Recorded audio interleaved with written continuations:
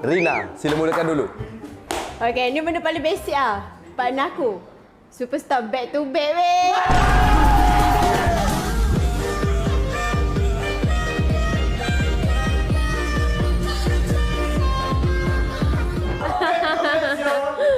Partner aku selalu belikan hadiah mahal-mahal.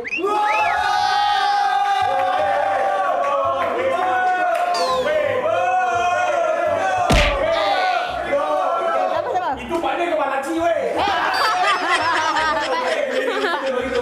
Partner kau belikan untuk kau kan? Partner aku belikan untuk mak aku.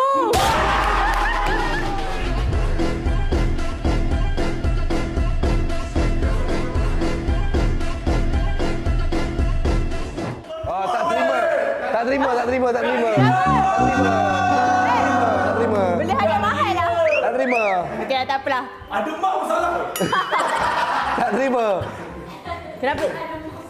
Partner aku 2 kali naik umrah sampai jadi mutawif.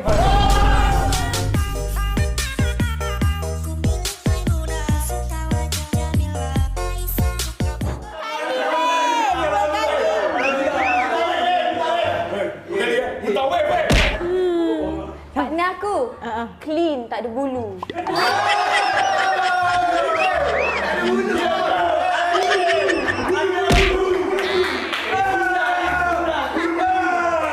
Okey. Kau nak tahu kenapa partner aku berbulu? Sebab dia lelaki sejati.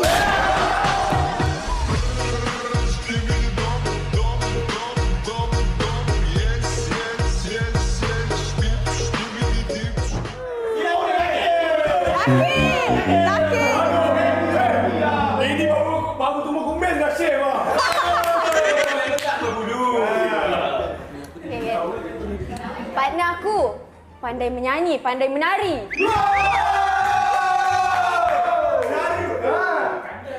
Partner aku talent paling popular dalam AI team. Tak diterima. Follower dia lagi banyak Okey, diterima. Follower lagi banyak Partner aku duta sugar bomb.